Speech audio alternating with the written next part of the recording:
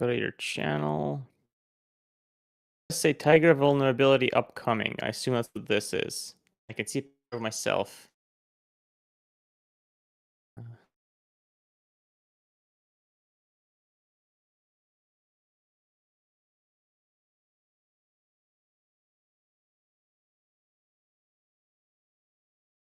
Now, let me share the links to all of my social media.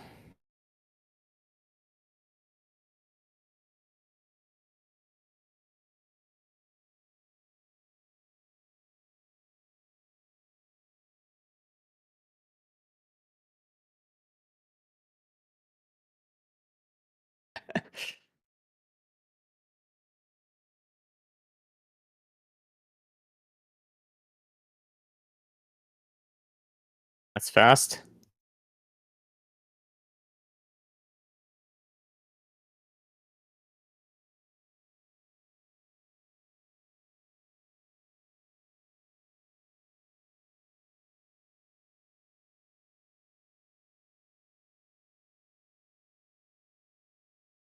Well, it's on my Twitter now. And how does the wireless set number 19 Mark III? Or at least the front part. Picked it up on a trash meet years ago now. Had the idea of bringing it to reenacting events and rigging it up electrically so people can play with all the different controls and feel what it's like to be a radio operator in World War II. And as with any project, I got other more interesting projects and also learned that when you're reenacting, you have to carry so much stuff with you anyway that a solid metal faceplate with a bunch of other components behind it is not really man portable. Maybe someday, but test.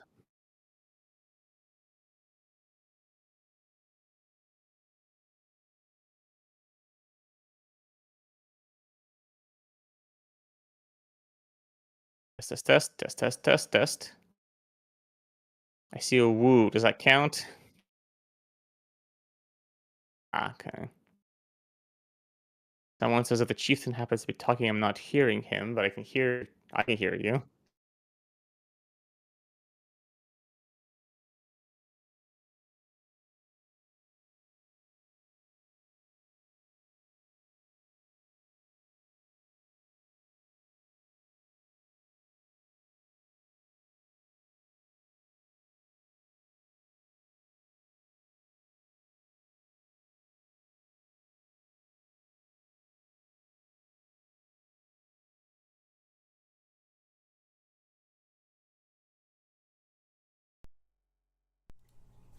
Microphone, yes.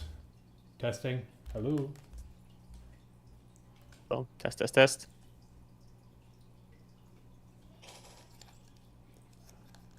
Okay, so they say they can hear you.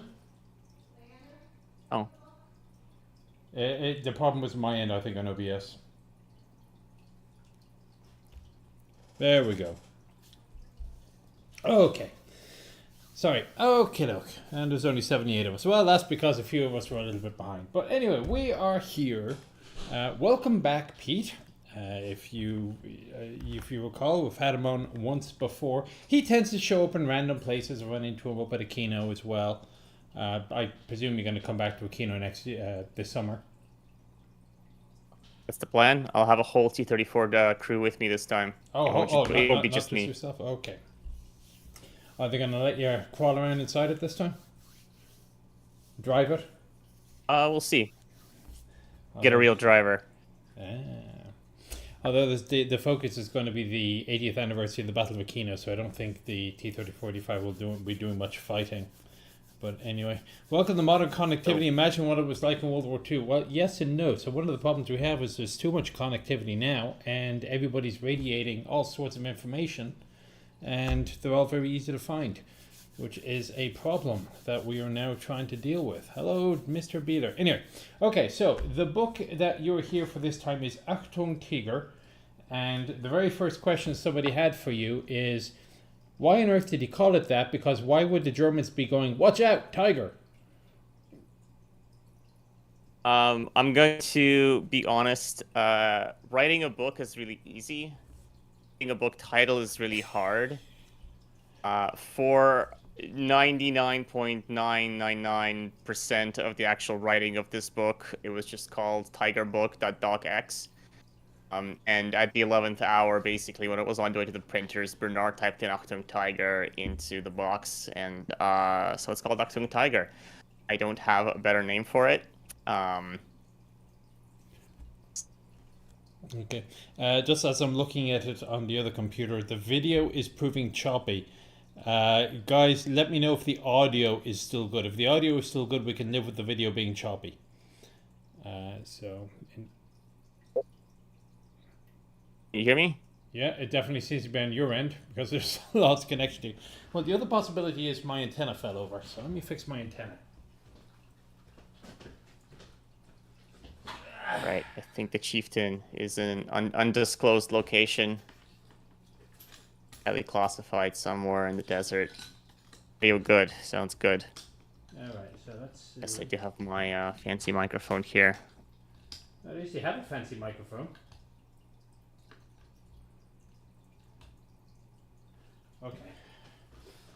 Let's see if that's doing any better. I love these streams. They never work right. Okay, so Technology. after generally reading through the book, what it appears to be is a collection of archive details as to the vulnerabilities and capabilities of the tank. So which came first? You did the research and then you decided to put it together into a book, or did you start off with the book idea and then you specifically dug up the research for it? I did the research first. So I had. Let's see, the research for this book started back in 2017, 16. With a couple of papers that were uploaded online. Remember now. I think it might have been like tactical and technical trends. That's where it all started. There was an article about first technical analysis of tigers in Tunisia, and you can read it on my blog Tank Archives. It's just called Tigers in Tunisia, and it was this very sort of surface level intelligence summary of, hey, we hear the Germans have this new tank called Panzerkampfwagen 6. No other information on it.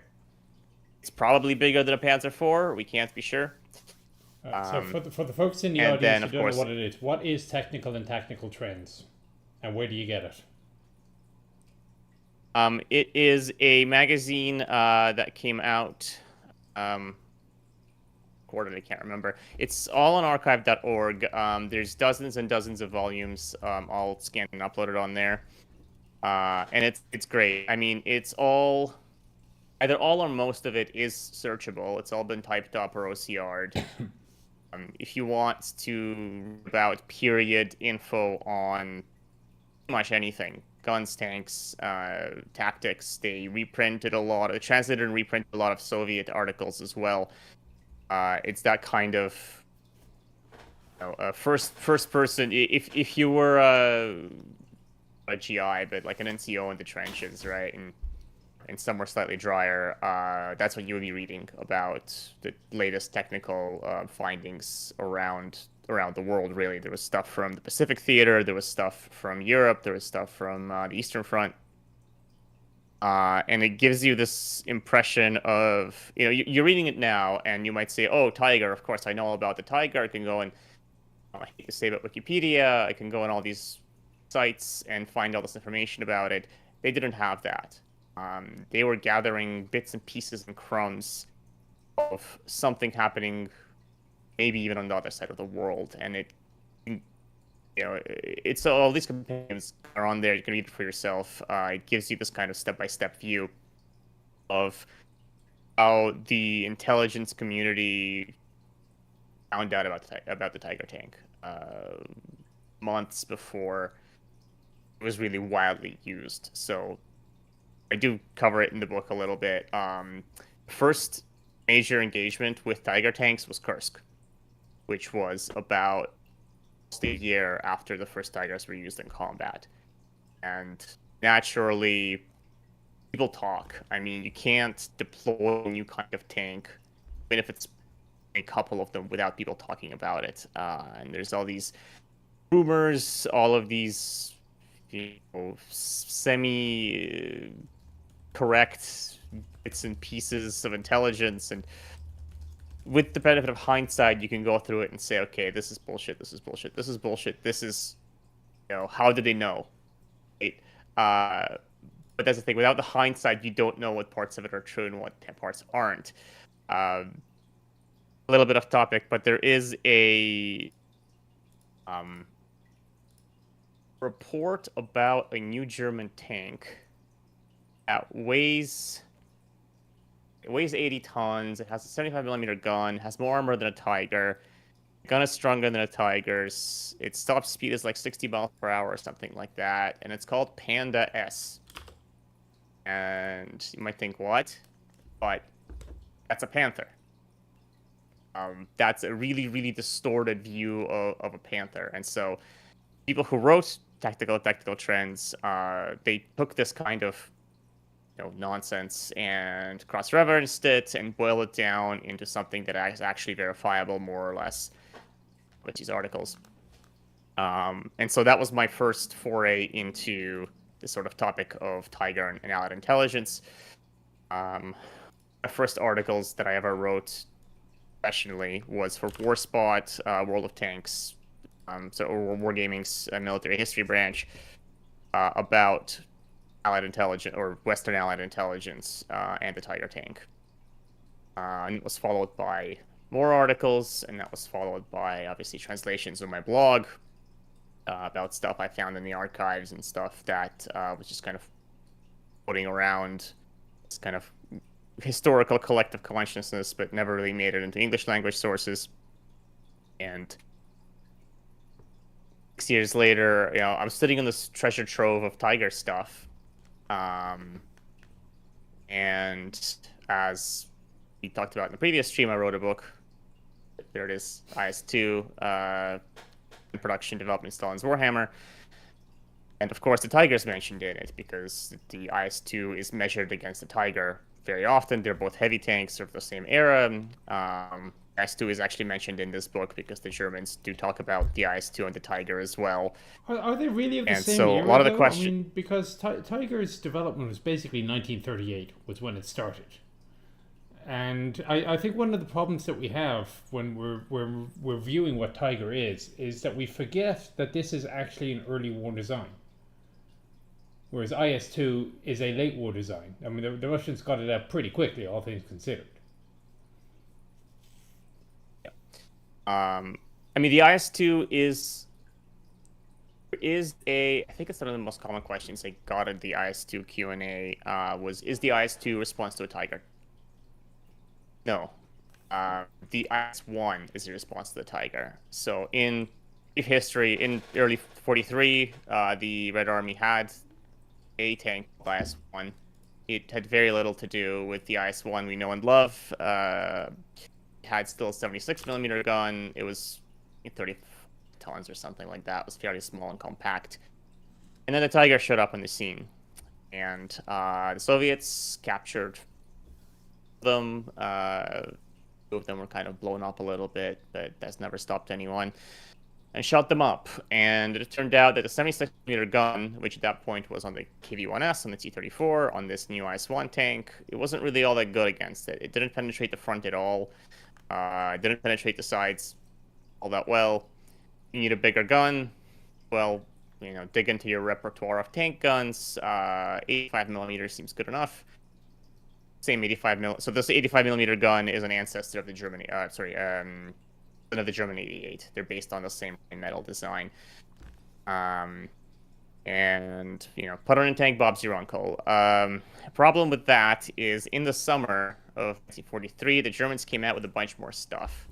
The McFerdinand and the Panther, and those had much more serious armor. And so pretty much everything you see after the Battle of Kursk is a response to those tanks. The Panther, the Ferdinand, the new long 8mm Pak 43, the 122 millimeter gun, to a lesser extent, the 100 millimeter core gun, and the same gun that went to the SU-100. Those are all responses to the Panther.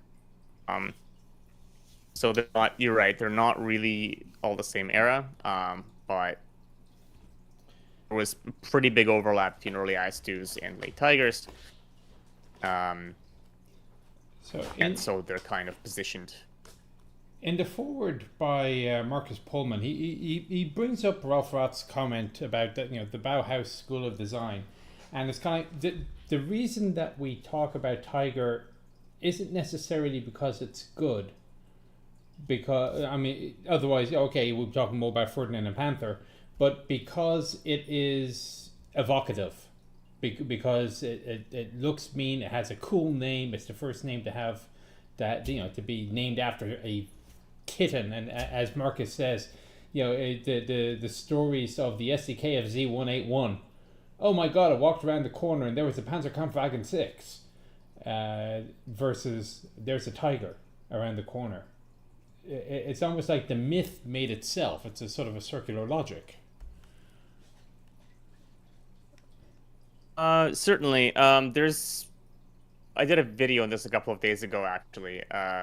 So with every single book that comes out, I have this sequence of events, which is I do an AMA on Ask Historians on Reddit. People ask me questions. I put together the most common questions, and then I cover them in the video in some more detail. On this time around was by far how come the Tiger is so popular? And I did get into a little bit of that. Yes, the Tiger, it's beautiful machine. Again, I have more than one Tiger model. This is just the one that's not built into a diorama, so I have it here to show you. It has, well, mine's quite a bit larger. There's multiple versions of it over the years, but they all look more or less the same. Because the Germans couldn't upgrade it. Well, I mean, they only built 1,300 of them, so I mean, there's not really much room for variety. Yeah, but as is mentioned in the foreword, the Tiger comes at a time of crisis. So 1941, or let's start in 1939. 1939, Germany has this great campaign in Poland. It's over 2 weeks. 1940, Germany has this whole great campaign in France, takes over the whole country in 6 weeks. 41, huge massive encirclements in the USSR. You have these arrows on the map spanning hundreds of kilometers. It's very impressive.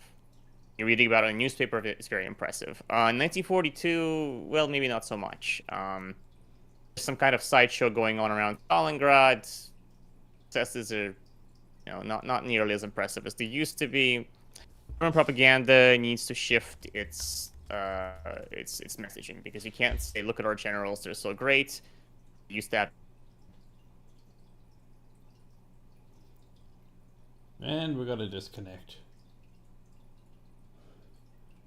Alright, this one's not on my side because I've been dropping the bit rate in the background so that the video is actually more smooth. But I'll tell you what, in the meantime, when you put a couple of public questions in, so when he does come back on, we'll be able to catch up on it. Holland's booking you on. Maybe reconnect would be better. It's an option. Let me hop over to... Nope, that's it. We're done. Right, let's try this again. Oh, that was not right either. What the hell's the call button? There we go.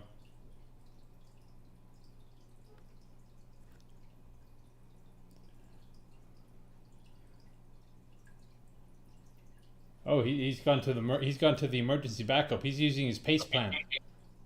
Yeah, all right. Can you see me and or hear me? I can hear you. You look like you're on your mobile phone. And why is... Yeah, I'm on a cell phone. I'm not sure why my video's not on. Oh, there you go. Can you see me now? Perfect. All right. We'll Not have to do it only like can I this. see you now, it's actually better quality than what you were doing Uh, earlier. So Well, I don't know what sort of potato your perfect. computer was that you're on before that. It's a MacBook I got from work. So, all right. Anyway, where were we? Okay, let's bring it Just up here. anymore. Right. Tiger. Tiger represents a crisis. Germany had a crisis in on the front lines. They're not advancing as much as far as they used to. They're not doing so well. They can't really say, look at our generals. They're so great. They've conquered the known world. In order to keep doing what they're doing propaganda wise, they need to shift to the tactical successes, right? In order to celebrate your tactical success, you need to celebrate the tactical guys. Like, as Marcus Pullman puts in the intro, the average guys with stubbly beards, who are just, junior officers, NCOs. And that's where you get this idea of the Tiger Ace, right? Because the legend of the Tiger is inseparable from the legend of the Tiger Ace. If you go and look up information about the Tiger, you get to see this info on the kill to death ratios, very video game focused approach about all these guys who went out and scored, hundreds of kills. They were so great. They were like, video game character where all these bad guys are coming at you and you do one attack and you kill like 10 of them, which is incredible propaganda stuff. Interestingly enough, it wasn't strictly speaking true. There's a great video by Military History Visualized with Dr. Roman Teppel, when he talks about his interviews with actual Tiger aces, surviving Tiger aces, and they all say this is nonsense. And it wasn't even that, they say I killed 250 tanks, but I actually killed, I don't know, 240, something like that. They say we didn't count kills like that. We didn't count kills in our unit citations. You might say, is it plausible that this guy killed, this many tanks in this battle? Probably. Let's put it in there. And when you see the unit next to you kind of do this boast, you say, well, how are we any worse? We got this guy. He's killed a bunch of tanks. Let's advertise our guy, right? And it was this kind of internal propaganda almost that was then picked up by historians and very often uncritically repeated, or in some cases, Topol specifically mentions the career of, what's his name?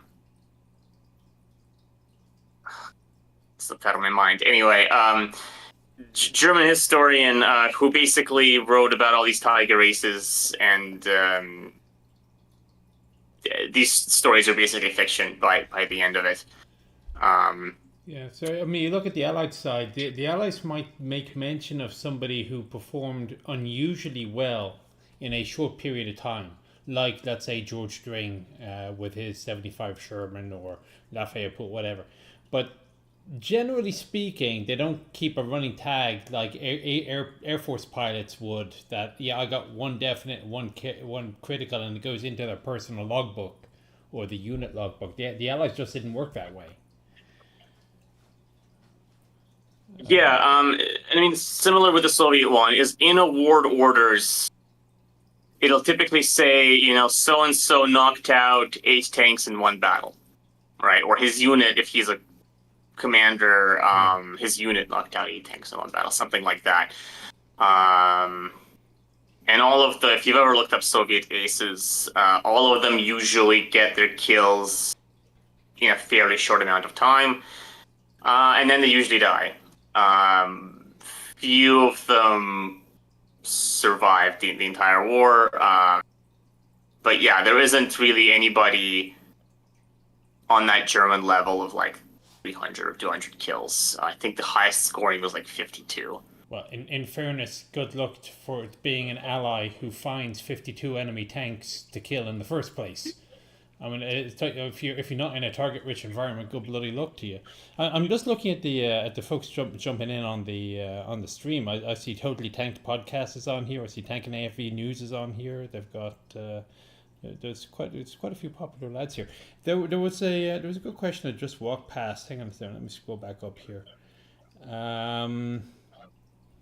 Actually, there were two questions. I'll just deal with Brian's right quick. Could the designers of the M3s and Grants have considered the possibility of running to Tigers because the Tiger program was started in 1938? In theory, yes, because remember the US did have a heavy tank program as well, which ended up with the M6. But I guess it wasn't too much of an issue. But bear in mind that when they were designing the M4 in 1941, they always wanted to put a 3-inch in. But William Cox brings up something else that you do mention in the book about the aura of invincibility. So, he said no Allied general believed for a second that the Tiger was a real threat to anything but morale. But your book comes up with quite a few comments about Germans who thought the thing was invincible. Yes. So there was actually a quote that I did have bookmarked about this idea that Allied generals did not consider it a threat to anything but morale, which is there should be no loss of time in producing a tank capable of competing at least on equal terms in armament and armor with not only the best German tank now, but during the intervening time of production. And that is from the Army Ground Forces HQ Decimal Correspondence 470.8. Air IC Liaison Letter number 3 from the North African Forces. So that does show that, yes, there was this attitude of, Tiger Schmeiger, who cares? The Germans have 5 of them, we'll be fine. But somebody was already ringing the alarm saying, they have 5 today, they'll have 50 tomorrow, they'll have 5,000 next week. We need a tank that can fight a Tiger on equal terms. And we need it, before they get 5,000 of them. Right. But there was also on the German side, some German people believing the thing was invincible. And getting slapped around a bit by superiors. Including their own commander. So, there is I did mention the IS-2 earlier. Let's see if I have it bookmarked. But if not, there was a memo outright saying the Tiger cannot face IS-2s in less than a platoon strength. And then, of course, it's not like you hear, 5 Shermans to 1 Tiger. It's not 5 Tigers to 1 IS-2. The memo basically says, it's been a year since the Tiger first saw combat. The Soviets aren't asleep. The Americans aren't asleep. The British aren't asleep. Here's a list of weapons they have that can destroy a Tiger tank. They say outright the Tiger cannot ignore the laws of tank combat. Tank commanders cannot drive up on a hilltop to, as it puts, take a look around. You have to be careful. You have to, use the Tiger sparingly. Because, as it says, a Tiger costs the German Reich 300,000 man-hours of labor. That's actually not the correct figure. I don't know if they're intentionally trying to overstate how expensive it was or unintentionally. But yeah, the Tiger is very expensive. The Tiger is very valuable. If you can do this mission with something else, then do it, right? Use a Panzer IV, use a Stug, use, a guy with a rifle. And even in the Tiger Fibble, it was a diagram that I reproduced. This is, I'm sure most of your viewers have seen this, most of my viewers have seen this. This is the diagram of AT-34 versus Tiger. And this clover leaf here is the distance at which AT-34 can knock out a Tiger. And this is where the Tiger can knock out the T-34. So as you can see, yes, the Tiger can knock out the T-34 at a longer range, 2 kilometers from the side, 800 meters from the front. But AT-34 can knock out a Tiger in return. At a closer range, it has a smaller chance, right? But essentially, even from the very beginning, there was this kind of footnote, appendix saying, your tank has a lot of armor, your tank has a really big gun, it cannot ignore the laws of physics, no tank can. Please use it responsibly, please use it sparingly. So one of the earlier chapters in the books, when they talk about the testing against Tiger in the Soviet Union after the very first ones were captured, I think it rather emphasizes the fact that yes, this is an early war tank, because although it was designed to be impervious basically against 37s and 45s, even in the early testing with short-barreled 76s and 45mm guns and 57mm guns, there was a lot going through the armor of that tank. Mm-hmm. Yeah, so the Tiger was never. I mean, to give what was the date that the person gave in the comments? 1938. So, in 1938, the German heavy tanks were expected to resist the German 5 centimeter Pak 38, and so 80 millimeters of armor was enough to withstand a hit from what at the time they considered was the most powerful gun in the world, which it might have been. But technology moves, and at wartime, technology moves very quickly.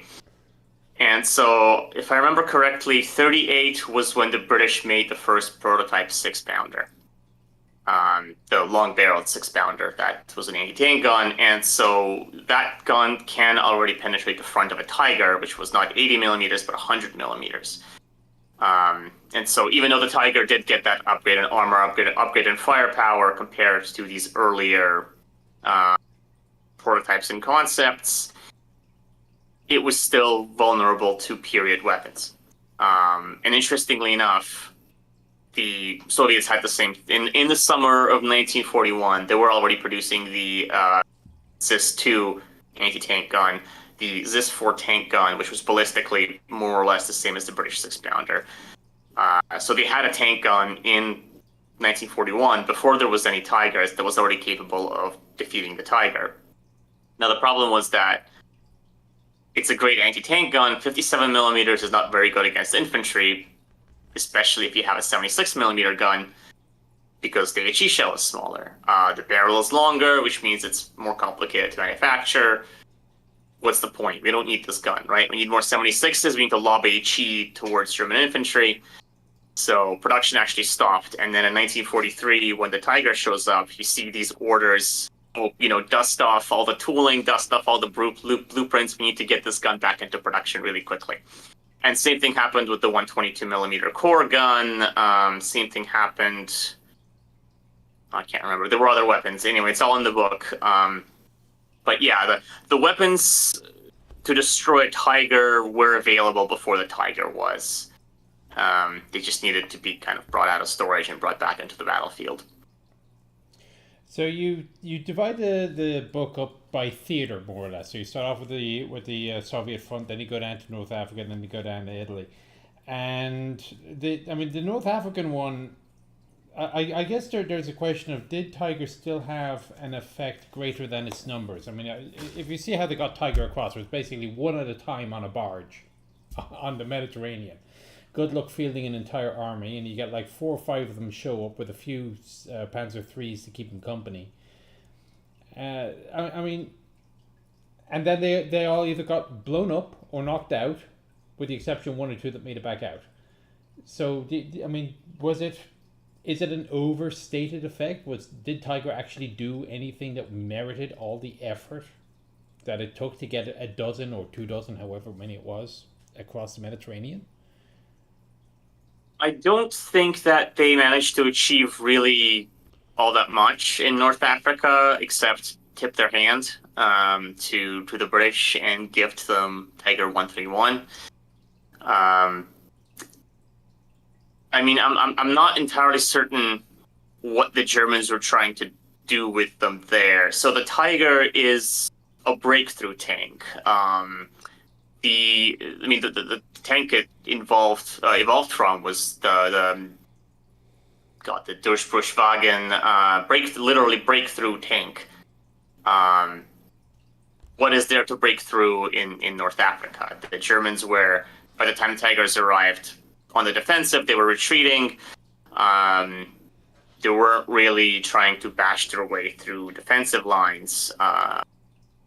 People often ask, when they sent them to Leningrad, why did they do that? There's a bunch of swamps. It's all terrible terrain. But at the very least, they were trying to break through something up there. In North Africa, I'm not sure. That being said, this is a technical book.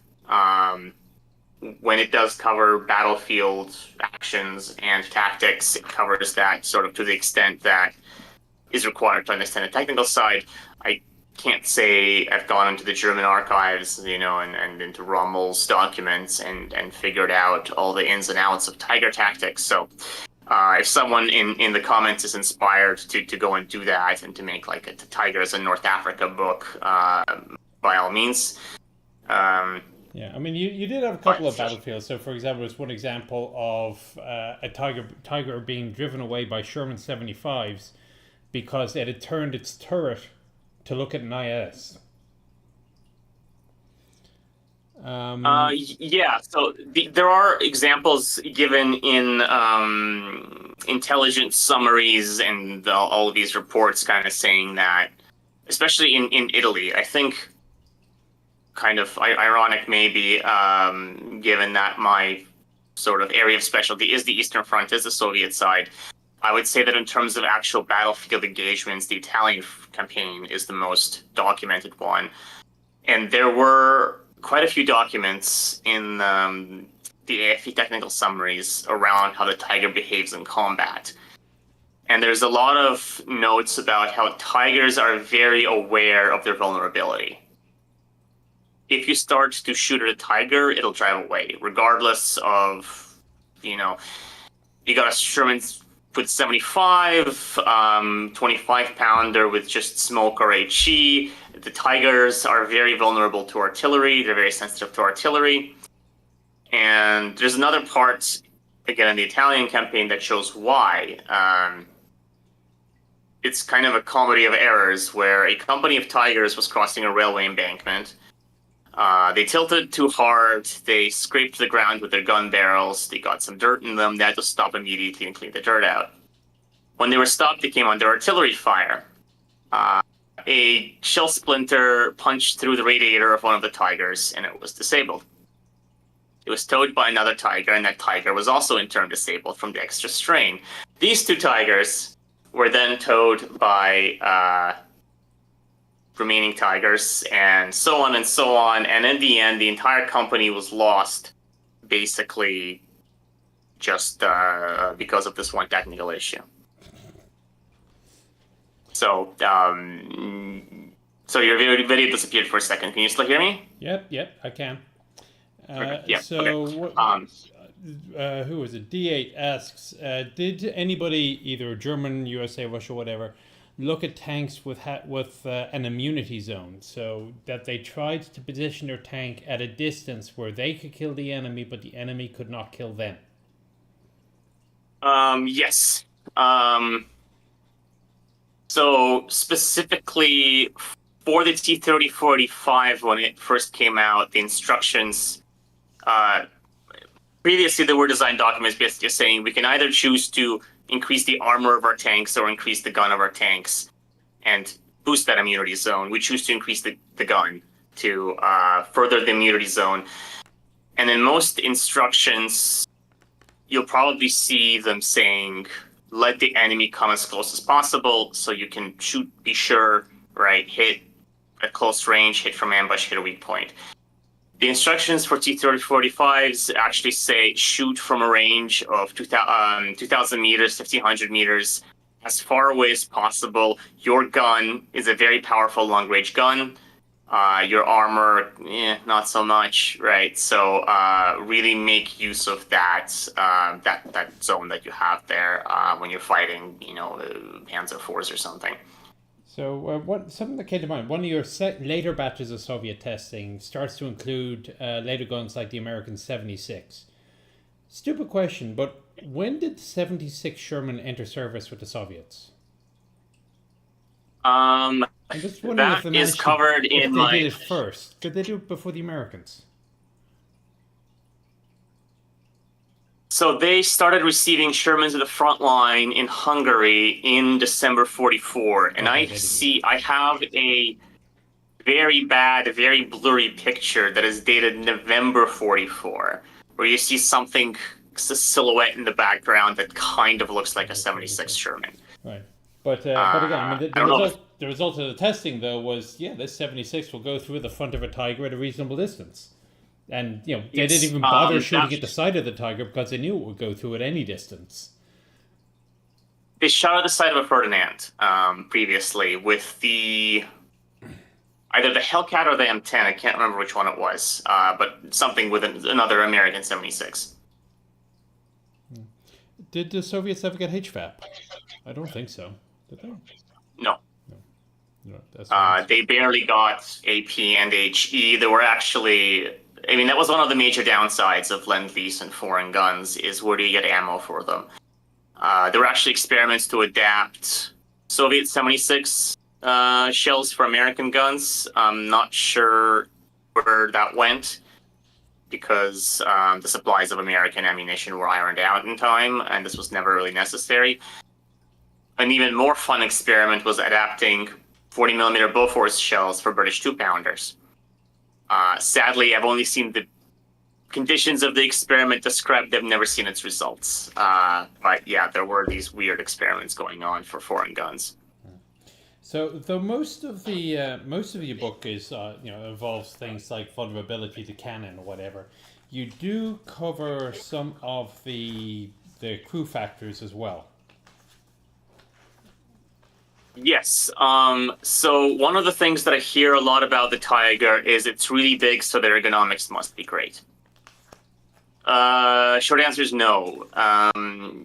For an ergonomics experience to be good, the tank can't just be big. All the components have to be in the right place. And the British came to the conclusion that the Germans really didn't care about crew comfort that much. This study is available in full online. I have a link to the files on my blog. You can find them there. If not, I'm pretty sure it's in Craig Moore's book. And, well, if not, there's a fairly detailed summary in this one. Both of the preliminary trials of Tiger 131 and then the post-war ergonomics trials.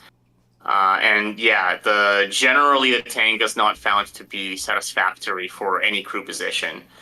I was unable to find the Soviet study. I have one for the King Tiger. I don't have one for the Tiger 1. Okay, so something else you do cover a little bit, and it's also in the annex. So he's got a page here that says metallurgical analysis, which I don't understand a damn word of this. It has been so long since I looked at my periodic table of elements. But the overall quality of German armor on the Tiger, according to your book, varied a little bit. And interestingly, it didn't start good and go worse. It seemed like it started bad, got a bit better, and then got worse. Yes, so that's one of those things where Germany had standards for its steel, obviously. And as they started running out of strategic materials, those standards changed. They tried to find substitutes, they tried to find alternatives. Often people say, well, yes, sure, it was in the late war, 44, 45, but until that, the armor was great. It really wasn't. Germany started running out of nickel in 1940. So that's when the decline was on the official level. They said, hey, stop using nickel in these steels. Start, reviewing the chemical composition. We really needed to, save all of these metals. We don't have enough. We're running out. This was 1940. This was when they were winning by every measure. The other thing is that obviously theory and practice aren't the same thing, where they didn't know this at the time, but now, we have the benefit of hindsight. We have the benefit of knowing what the Germans said. And, in this book, it's not just the Allied Soviet intelligence summaries typed up and ready to go. I do compare it with what the Germans wrote, with the German data, with the factory requirements, with the official numbers. And we can see that what standard was, what the requirements were, and what the Germans were actually sending to the battlefield are not the same thing. Very frequently, in probably every single Tiger that was analyzed, the actual chemical composition of the alloy is different than stated in the requirements. And I don't get into very far into the details because, no one would read it. And also, I did take some material science courses a very, very, very long time ago. But essentially, changing the chemical composition a little bit changed the crystalline structure of the steel a lot. And that's even before getting into how you process it, how you treat it, how you store the treated plates. Because Allied strategic bombing campaigns messed up German factories pretty badly. And essentially, there's a report by the Combined Intelligence Objective Subcommittee on welding in German tank factories. And essentially, the Germans themselves owned up to saying, hey, we got these plates of steel.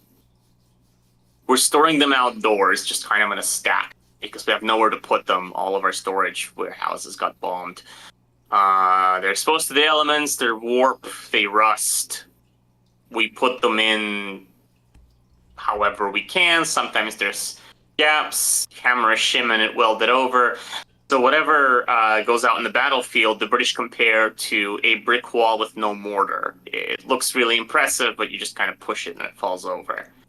Yeah, that is something I also noticed in the test reports that you quoted, is the amount of spalling, and even if it didn't officially penetrate, you still wouldn't want to be on the far end of it. And the other thing is, like an 85 millimeter round would punch a hole a foot wide. That doesn't bode well for the tank. And I mean, you see that in other tests, like the famous Panther test that Isigny. You've written an article about it, but I guess for the viewers, it was 3 Panthers, 2 of which were called the typical Panther. There's a big picture of it with a hole, big enough to fit a man through in the front after a couple of hits. There was one Panther that stood up to attack much better. It is called a superior Panther. So yeah, it was kind of like in World of Tanks, is you roll the dice, your armor might perform better than expected, it might perform a lot worse than expected. But the only way to find out is British, to get shot at. Yes, pretty much.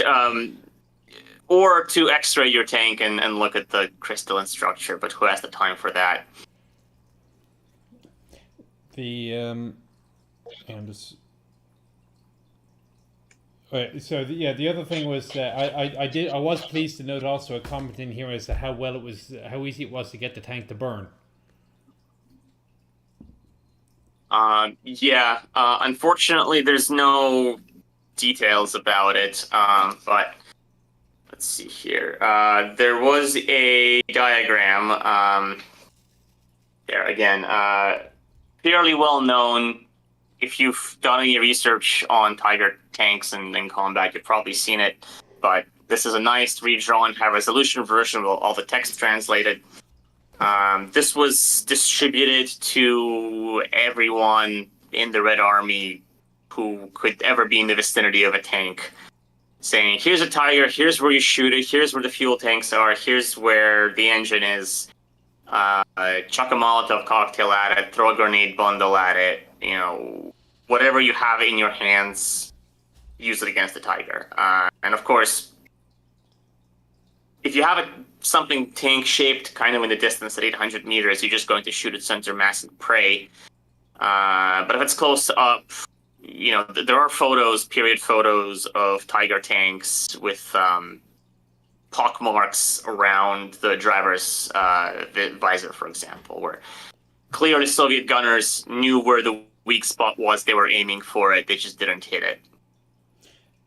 Did the Tiger, granted there were a lot more of them on the Eastern Front than there were in the West, but did Tiger actually have the same reputation as it does in the West today, or did they go straight really to Panther and Ferdinand?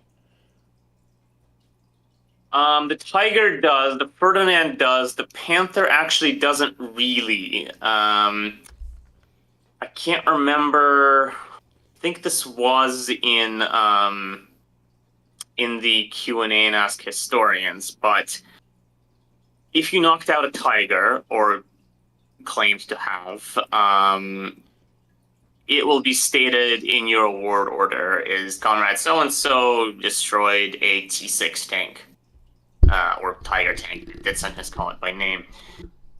The only time I remember seeing Panthers is when they were combined with Tigers. So it might say knocked out X Tigers and Panthers. I don't remember ever seeing a Panther on its own. It would just say German tank, something like that. The Ferdinand is also mentioned by name quite a lot. Caveat, Ferdinand was used as a term for all tank destroyers with a fixed casemate. There's even a video covering the exhibition of trophies in Gorky Park, and they show a video of the Vickers Max, and the caption or the narrator says this is a Ferdinand type tank destroyer. I forget what name they give it. It's like SU-105 or something like that, but essentially it was a name for a collection of vehicles rather than a specific vehicle.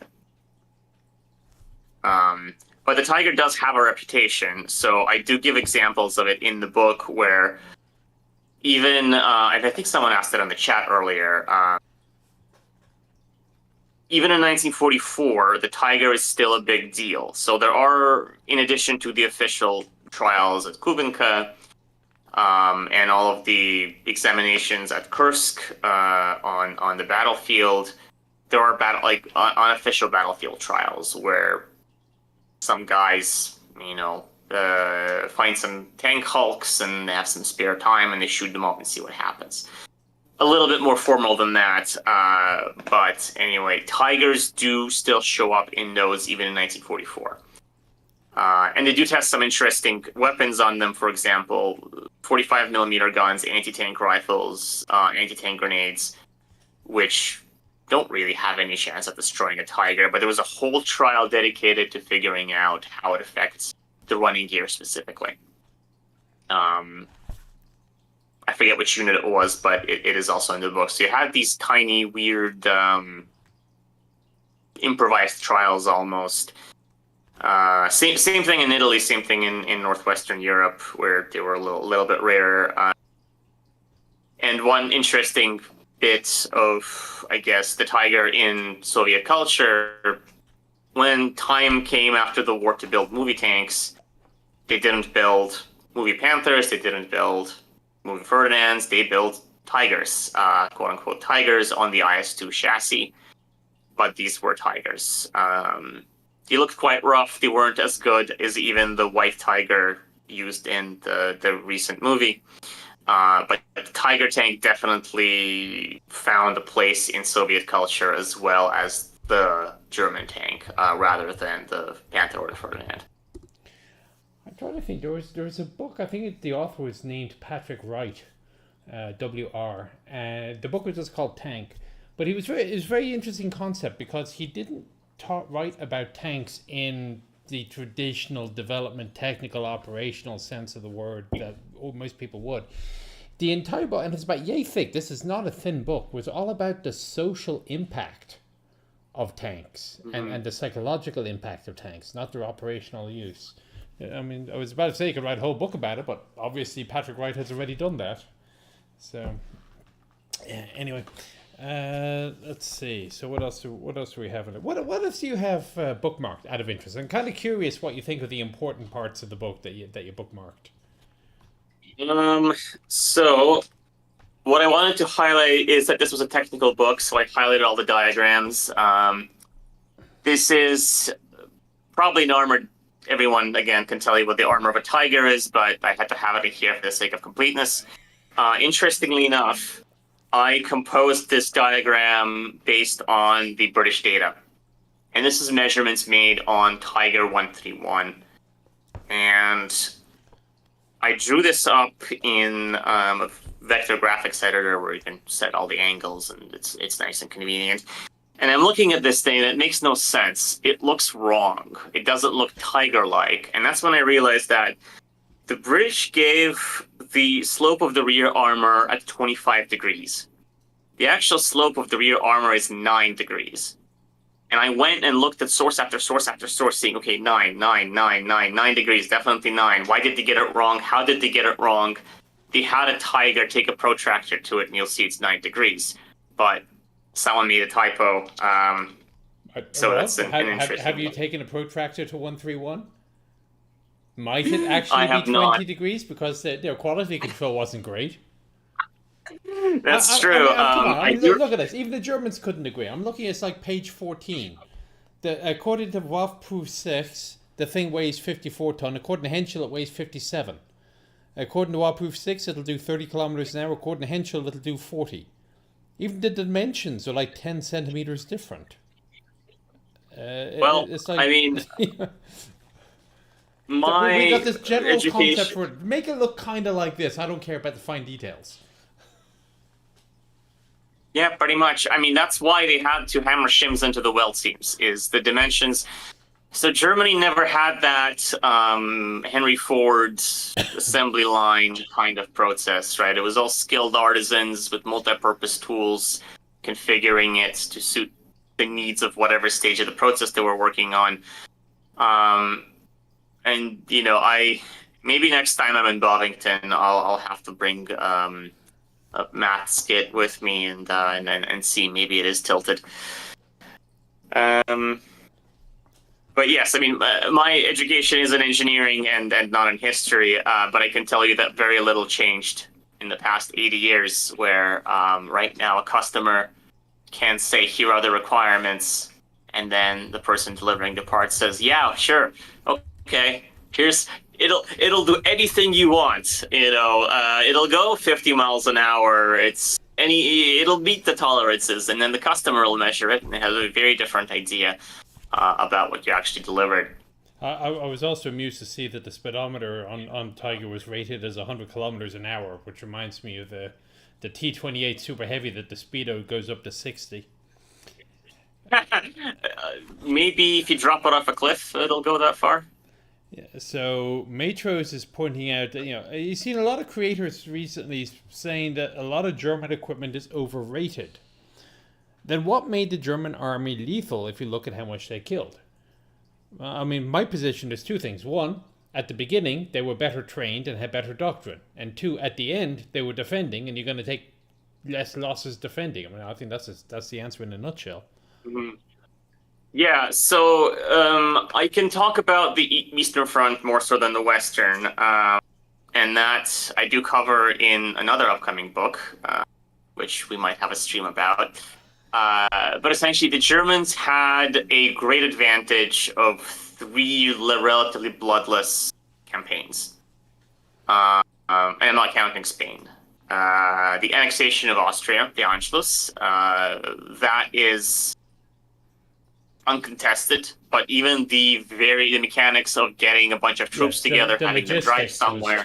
Yeah.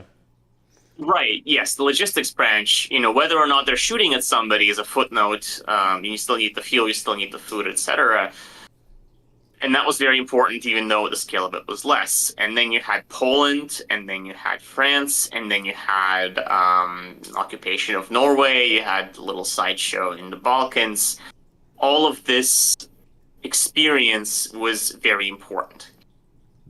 Meanwhile, on the Soviet side, what is there in the late 30s? There's Halkengol, Lake Hassan, which is, you know, a sideshow in the middle of nowhere. No one really cares about it. There was a Halkengol, which is kind of when the Red Army started waking up and saying, hey, maybe we need to change the way we fight. And they got writing, and meanwhile Poland happened, and it's the same thing, is yes, the Polish army was pretty much beaten by that point, but it's still, hey guys, we need this so-and-so mechanized corps to drive 300 kilometers, but we haven't given them 300 kilometers worth of fuel. And then the lessons learned in Finland were in very, very early stages of being processed. And then that's pretty much common knowledge by this point. What is less common knowledge is that the Soviet army grew by a lot. In September 1st, or I think it was September 3rd, 1939, the conscription rules changed drastically, where the Red Army was being expanded, and the Armored Corps specifically was expanded something like fivefold.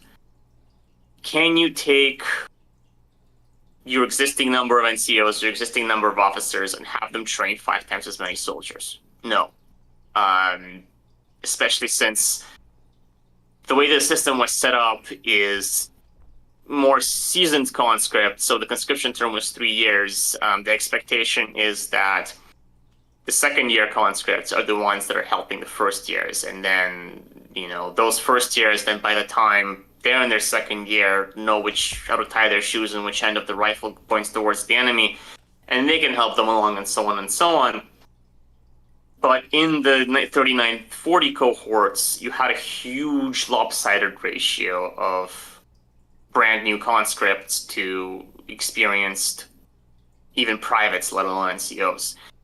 And I go in great detail, but essentially, a lot of the tank crews that the Germans are fighting in the summer of 1941, they were April 41 conscripts. So some of them, at the point they would have arrived in the Red Army, they would have spent April and May of 1941 learning remedial Russian, because they would have spoken no Russian. They would not have been able to write Russian. A lot of them had never seen a tank until probably June of 41.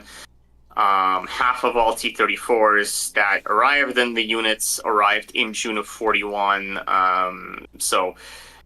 Meanwhile, could compare all this to what the Germans were, which is a trained and seasoned batch of, units. Rather than individual companies, individual battalions, they were cohesive. And even when the Germans decided to expand their tank divisions by reducing the number of tank regiments, they kept the tank regiments together. So they doubled the number of divisions just by splitting up the regiments, but the regiment still maintained its structure. Meanwhile, when the Soviets grew their tank units, they said, "Hey, which officers are in the cafeteria today? You, and you. You're now promoted to tankist. Here's your ticket get on the train. Go to here." So that was kind of difference between the Wehrmacht and the early war Red Army, which. There's really only one way that's going to end. That, of course, sidestepping the issue of kill claims versus actual kills, which is a whole different story. But as I mentioned before, German counting is very interesting. It's a whole separate topic.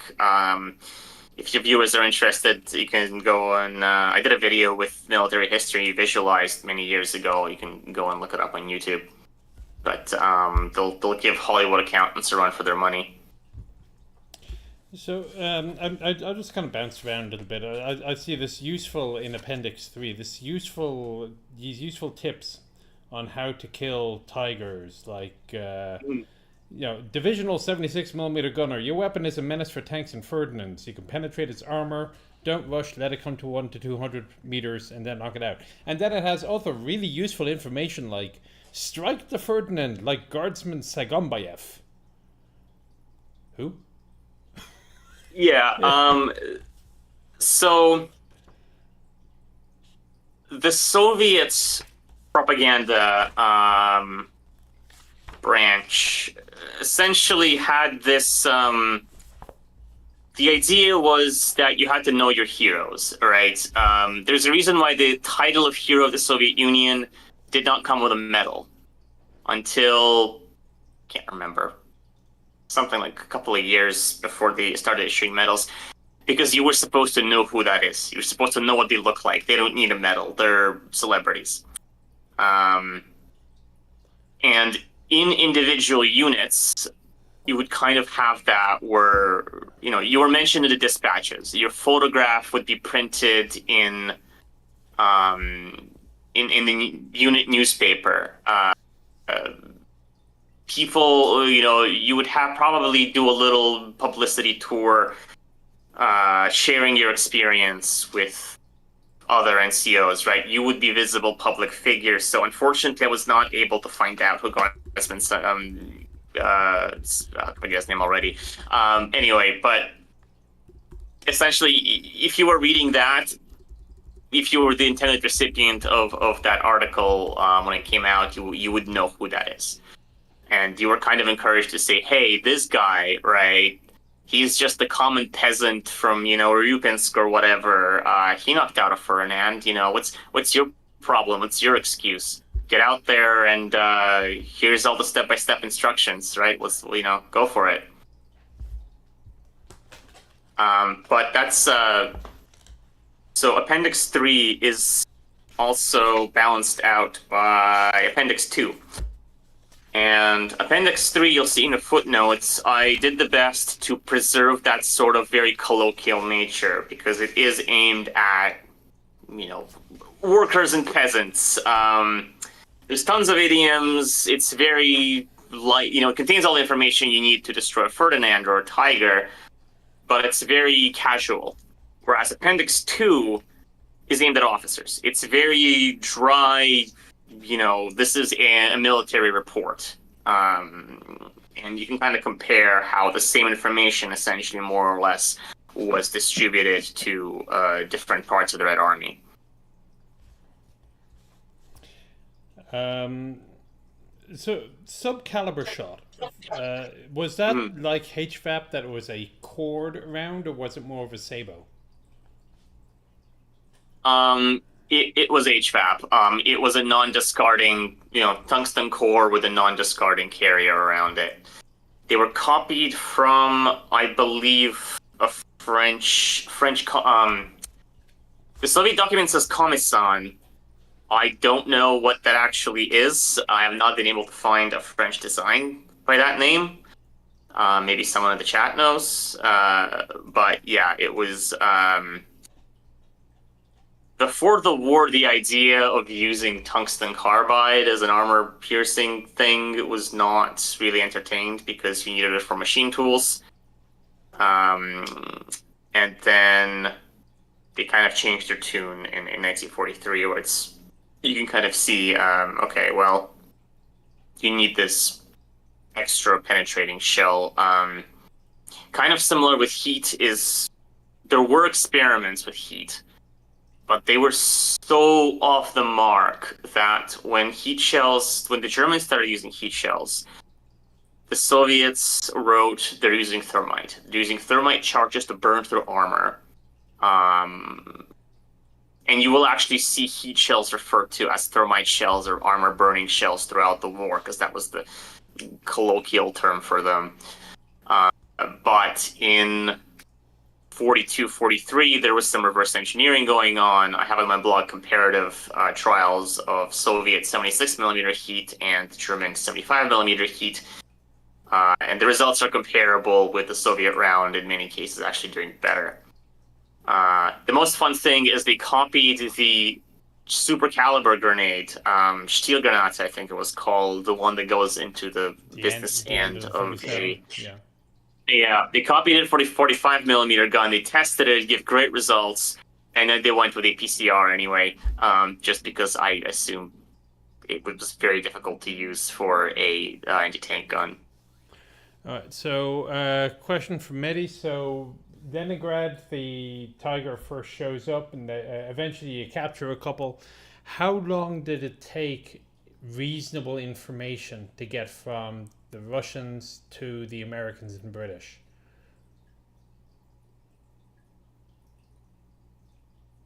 So I know they were pretty active at sharing information about German tanks. The British, even early on, they write that Soviets won't tell us anything about their own tanks. They won't tell us about our tanks that are fighting in the Red Army. They're very talkative about German tanks. And there's diagrams published in Soviet sources that I see just verbatim later in British and American sources.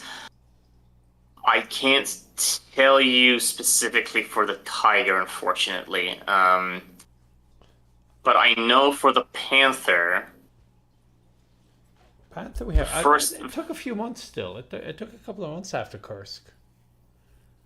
Yeah, and they don't actually get a prototype for testing or a sample for testing until like spring 44.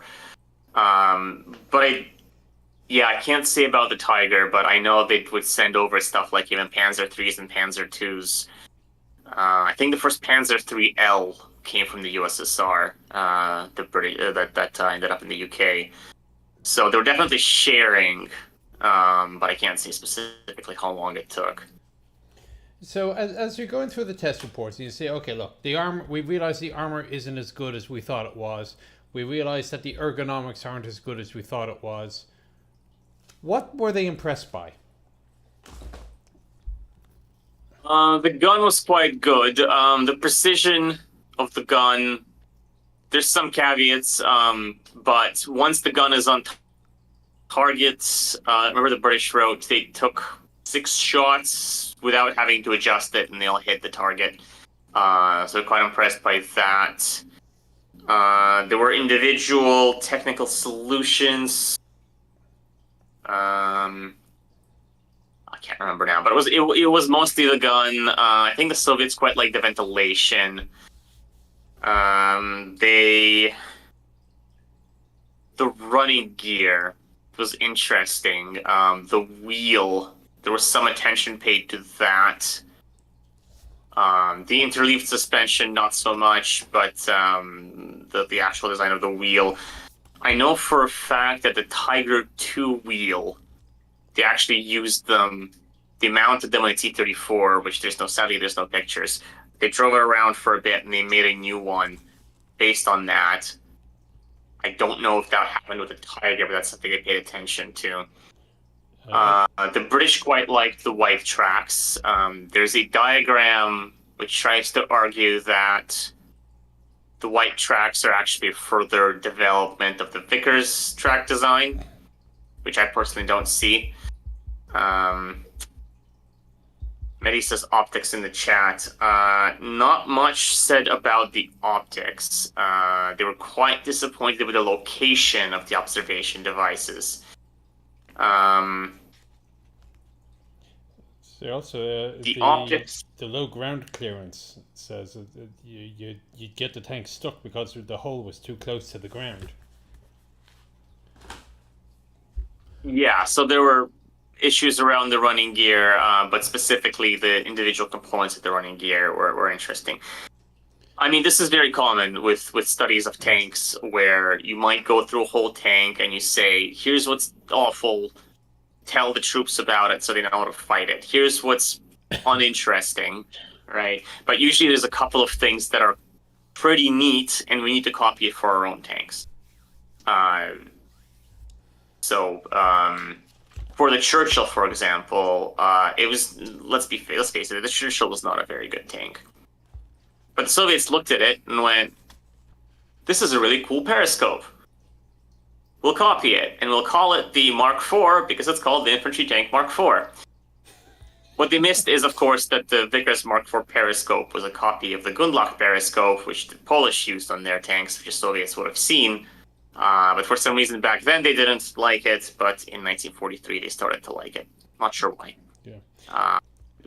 Yeah. No. Going back to the optics and position, so there was a quote in the comments in the report that basically says, yeah, apparently the Germans didn't think that being able to see out of this tank was as important as being able to see out of other tanks. Yeah. There are some diagrams which I should probably put on the book, but didn't. But essentially, as you can see here, here's your Tiger. Here's your commander's cupola. Your way to your view to the right is obscured by your turret. So in the Panzer III, Panzer IV, your cupola is here. It's in the back. It's in the middle. You can see the sides pretty well. Here, you can't see this way. You can't see in the back because your Rommel box obscures it. And even if you wanted to, there's no rotating periscope. You need to twist yourself around in a very confined space and look through this rear periscope here. Yeah, because it says you got between each periscope you got a 15 to 20 degree blind spot, so you can see this, then it's a gap, and then you can see this, and then there's a gap, and then you can see this, and there's another gap. Yeah. So partially the loader was actually supposed to look to the right and offset the fact that the commander can't see. His observation device is here, so he has a field of view this way. Over here, all of this is a blind spot. Uncomfortably blind, according to the report. Yeah, so it's this kind of stereotype about German tanks is that they have great visibility. Well, not really. Same thing kind of with the gunner, right? He has a 90-degree periscope that's fixed, just sort of pointing this way, which fine. Look at the roof. The roof is empty. He doesn't have a little rotating periscope on top. All he has is the gun sight. Now, I think people confuse quality of optics with the design of the optics. The quality was good. When you had a German lens, you had a good German lens. The problem was it was in the wrong bloody place. Oh yeah, absolutely. And I mean, the lenses themselves, people say German optics are, unrivaled, unparalleled. And if my camera was in the other room right now, you could see my collection of 1930s, 1940s film cameras. German optics are good. You have strange hobbies. I definitely do. I was going to do a comparison of Soviet optics versus German optics. I'm still waiting for a wartime Leica lens. It's going to be the most expensive video ever done by far. But essentially, you're not going to look through the lens of like a Fed or a Photocore and say, oh, this is blurry garbage, this is awful. And same thing with tank optics. Unfortunately, I don't have any technical evaluation of the Tiger's optics, but I do have a British report on the Panzer IV and a British report on the T-34. And they do mention quality of the optics in both of them, and the T-34's optics win by a hefty margin. The light transmission is better, the sharpness is better, the British actually say that. The German sight has a wider field of view, but the usable field of view is very narrow because everything aside from the center is really blurry. And that's actually something that I've read about German lenses as well, is they were very optimistically proportioned. So for all the people in the audience who aren't photography nerds, you can widen your aperture to capture more light, but the more light you capture, the blurrier your image gets, the shallower your depth of field. And there's a lot of period lenses that can go up to f2, f2.8, and people say, no, they're great. It's a great lens when you stop it down to like 5.6 or 8 even, but so wide open, it's not a good lens. Even on the more expensive ones. Interestingly enough, the Zeiss Icon, I have three super contests, but I'm selling one. Really big, really impressive lenses. Out of my entire collection, only the Zeiss lenses have bubbles in them. I don't know why. Maybe it's the luck of the draw, but that's, even the Soviet lenses, even the American ones, I have a couple of Argus C3s, which is a budget camera. They built 2 million of them. They cost, I think, $25 when they came out. Those are beautiful lenses, not a bubble in them. The German ones, they have bubbles.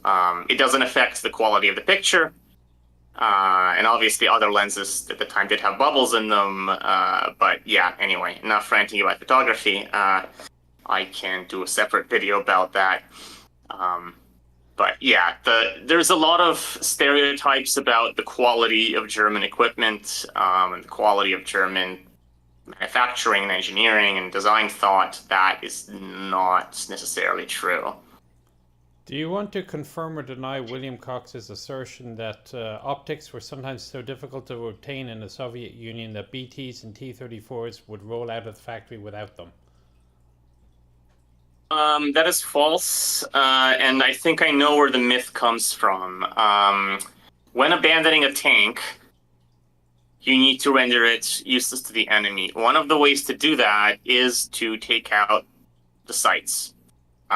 Same thing for guns. Take out the sight, take out the breach. But when the Germans came across these disabled tanks and, started looking around for souvenirs on the inside, okay, you see there's no gun sight.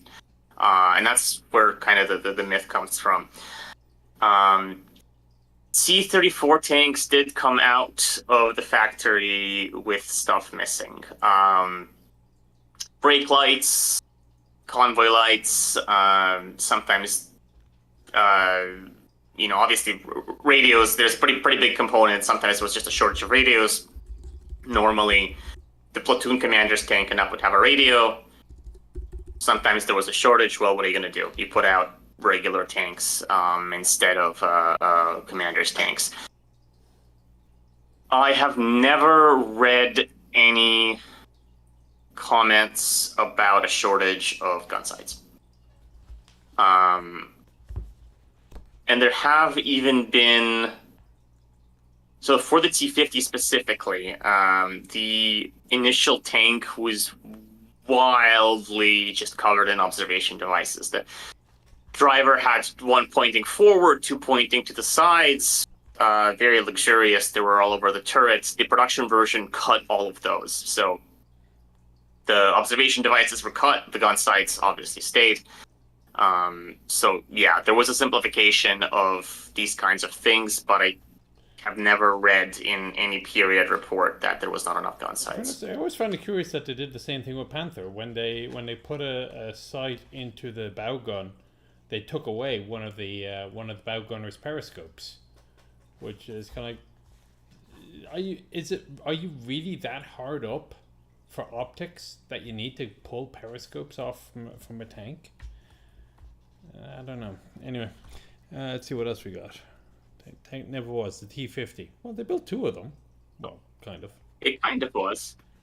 They made 100 and something. They started production in Leningrad. The factory was evacuated to Omsk. They continued production there. Eventually, the T-34 was a higher priority tank, and the T-50 had the issue where it was big and heavy enough that equipment to build it could also be used to build a T-34, and you might as well just do that. And then tanks like the T-60, T-70 that could be built in an automotive factory you couldn't build a T-50 with the same equipment, so might as well build T-70s instead. Question from Jeff Beeler. You kind of touch on it a little bit in the book. I don't think you go too much. Is the tactics for the Tiger? How do they change over the years? So I do talk about it a bit. The thing about the Tiger is that it was used in popular culture. It's always this, lone monster roaming the countryside. If you go to Fury, you have one Tiger tank and there's a bunch of Shermans just driving directly at it and they'll blow up. There were two Tigers in the original script, I would say, but they had to cut one for budget. Imagine it's quite expensive to get a Tiger. But in just general popular culture, right? Tigers are solitary hunters roaming around the battlefield. That was never true. Soviets note that the Soviets and the British actually note independently, and it's if you do have the book, you can flip back and forth between the chapters and compare, and you'll find out that findings on both sides of the future Iron Curtain were very similar. The Tiger was a cog in the combined arms machine. So a Tiger invariably was used with an escort of medium tanks. If there were a lot of Tigers, they were used as the spearhead. If there were not a lot of Tigers, they were used as on a flank or as a reserve. It was always covered by assault guns. It was always covered by artillery. It always had an infantry escort. And, because as you can imagine, it's the Tiger is expensive. The Tiger is hard to destroy, but it's not invincible. What it is hard, it's hard to evacuate, especially since the German engineering half tracks, the Sonderkraftfahrzeuge 9, unarmored. Good luck getting that onto the battlefield to pull a Tiger out. And so it was protected on the battlefield by all of these other elements. Which, if you read, for example, the Tigers in Combat books, they don't really talk about. They say the Tigers knocked out so many T-34s, the Tigers knocked out so many IS-2s. They don't really talk about all the Stugs and Panzer IVs that were helping them. Towards the end of the war, I did mention that the Tigers kind of got more sensitive to artillery, more sensitive to damage. They were instructed to not get too cocky. They couldn't consider themselves invincible. But Tigers were used in addition to these nice regimented heavy tank battalions. They were used in all sorts of Hawk ersatz formations where, it's kind of like a grab bag. Local general needs to plug a hole in the front lines, combs through repair yards to find what kind of runs, more or less, and you have this mix of some Tigers, some medium tanks, maybe a couple of Panthers or Jagd Panthers, just whatever mix. And at this point, you can't hope for an infantry screen, you can't hope for artillery cooperation, you can't really hope for these kind of more sophisticated combined arms tactics that you see in earlier engagements with Tiger tanks. So in a way, the Tigers had devolved in terms of how they were used in combat by late 44, 45. So Sanland says, it sounds more like the Tiger wasn't itself that much more of a threat, but that the Tiger plus the support it was given may have been, which is absolutely the case for the Sherman. Yeah, and same thing with the IS-2, and that's something that the Red Army was very adamant about from the very beginning, is the IS-2 is a tip of the spear, right? No matter how sharp or tough the tip is, it needs a shaft. It needs to have an infantry screen. It needs to have a medium tank screen. IS-2s actually advance in the second echelon. They don't advance in the first echelon. They advance in the second echelon, and they cover the T-34s in the front with their long-range guns. Because heavy tanks are vulnerable to close-range attack, where their armor is not as advantageous, where their armor can be penetrated, where the advantage of their long-range guns is nullified. So the obvious solution is, don't let that happen. Don't let enemy tanks get close to your heavy tanks. So something that you don't cover in the book at all is a Tiger II. And is there a correlation between the opinions that you know of, or the evaluation of the Tiger II, or is it literally a night and day?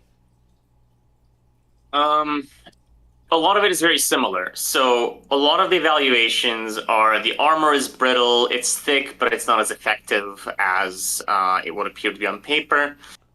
Gun, very powerful, but sort of difficult to get on target. Got one of these as well. You just happen to have that handy, yeah. I did prepare the the Tiger 1 and Tiger 2. That's all I have with me. But you can kind of see that, again, the gunner doesn't have a periscope. The loader does, but the gunner doesn't. It's a very different design. It's got an elongated turret rather than the traditional German horseshoe shape, but it has many of the same weaknesses. And so tactically, dealing with Tiger 2s was not all that much more different than dealing with Tiger 1s. There might be a Tiger 2 book, we never know. I haven't started writing it yet. But I definitely have. So my War Spot article after the Tiger 1 was a Tiger 2 one. And I do have quite a lot of information. Maybe enough to write a book, maybe not. I haven't put it together yet.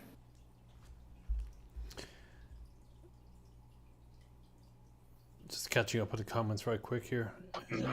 There's a comment that I want to. Terry Down says, "No scope for the gunner sounds like a flaw." So obviously, I'm not a real tank crewman, but I do dress up as one sometimes. So I was at in the UK for the military show at Capel, and you might have seen me sticking out of the T-34 as the tank commander. And all we did was drive around in circles around the field. Yeah, I remember that video. Yeah, and then on the second time around, I was sitting as the gunner. And so we were driving around in circles on a field, I don't know, for the Americans, I think it was less than a football field long. And I had no idea where we looking through the gun sight, and only the gun sight, I had no idea where we were, I had no idea what's going on. My periscope was, and even though I was like, it wasn't a very complicated terrain, and I was there yesterday. You know, I memorized it basically because there's not much you can do aside from look around and wave when you're sticking out of the hatch. Looking just through the gun sight, I had no idea where I was, what part of the field where I was, where the tank was pointing. So the periscope was a lifesaver. And yeah, if you were a gunner and a Panther and a Tiger 2, you had to rely on the commander's instructions to figure out what was going on and where your target was. Yeah, Peter, no, they didn't. There was a proposal for a through-roof sight for the Schmal term. Interestingly, the sights on the Stugs were roof-mounted sights, but they still didn't have quite the same field of vision as you would from a Unity periscope. And it's always, I've never understood why, because pretty much every other nation built a direct vision optic and a Unity sight into their tank. And for some reason, the Germans did not, even at the beginning of the war when optics shortages weren't an issue. Never understood it. Side question, is the book available as an ebook? It is not, unfortunately, and there's no plans to do it. And I could not convince the publisher to publish the IS-2 book as an ebook either. So you are still going to have to lean into paper. If the German tanks are so well engineered, why does it seem half would break down just from the road march? I think one of the early engagements you have in the book, it's like 11 broke down out of 12 or something like that, and they all had to be repaired before they could be used. Yeah, you would have to be more specific. Well engineered. So again, I'm going to lean into my professional background a little bit. Engineers don't really use quantitative or qualitative terms like that, like good or bad. You know, as they say, one hair in your head is relatively few, one hair in your soup is relatively many. What's the requirement, right? If you make a tank, if your requirement is I want a heavy tank that weighs 45 tons, and you come to your customer and say, here's my heavy tank, it weighs 56 tons, you didn't over-engineer your heavy tank, you engineered it wrong, because it doesn't meet the requirement. And so the idea that Germans' engineering was somehow superior is questionable at best. In the book, I didn't bookmark it, unfortunately, but there's a quote from a British specialist analyzing the Tiger. And he writes that the German, I can't find it anyway, it was something like, German industry must be on a highly favorable footing with the army based on the number of complications and complexities in the Tiger tank. And to talk about the cameras a little bit, anybody who thinks German engineering is inherently superior, I invite to buy a Contax 2. The Contax 2 is a the lens mount is a dual concentric bayonet mount, where some lens is attached to the external mount, some lens is attached to the inner mount. Depending on what mount you attached it to, the rangefinder linkage is different, and there's an automatic mechanism to cut off the rangefinder linkage that is not being used. It is very complicated. There is no reason for it to be this complicated. There are other period designs, including other German designs, where you take the lens, you screw it in, everything works. So I I don't know why they did it that way. Clearly, what I can say is that German tank designers, German tank developers had a lot of sway politically. And the tank that won was not necessarily the best design. It was the design that could be marketed to the Nazi elite. Sometimes that was the best tank. Sometimes, it was just because the people behind it were, friends with Hitler. So there was that's why. There's a statement I heard that a good engineer is done not when there is nothing more that he needs to add, but when there is nothing more that he needs to take away. So in that case, would it be correct to say that it's actually an entire misnomer to say that a German tank was over-engineered? It was poorly engineered or inefficiently engineered. Yeah, I would say so. With the Panther, most famously, man put in the waterproof engine compartment. Why? There's no requirement for it. They just thought it would be neat. And as a result, whenever their fuel hoses leaked, which was often, the fuel would gather around at the bottom of the engine compartment and kind of slosh around and catch fire when hit. So,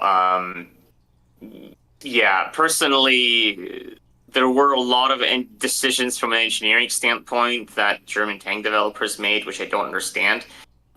Obviously, I don't have the full context of them. I haven't seen every scrap of paper to do with those. And unfortunately, a lot of this stuff was either destroyed during the war or just not preserved after the war because people had bigger problems. But yeah, a lot of the decisions are downright puzzling, and this stereotype that German engineering is just inherently superior, I don't understand it. What's your personal opinion on Tiger? I've got a whole video saying I think it's a perfectly reasonable tank. It was just badly used. I would agree with that. So something that I mentioned in my recent video about why the Tiger is so popular, the Tiger is a breakthrough tank, but can you name a single breakthrough that it took part in that was successful?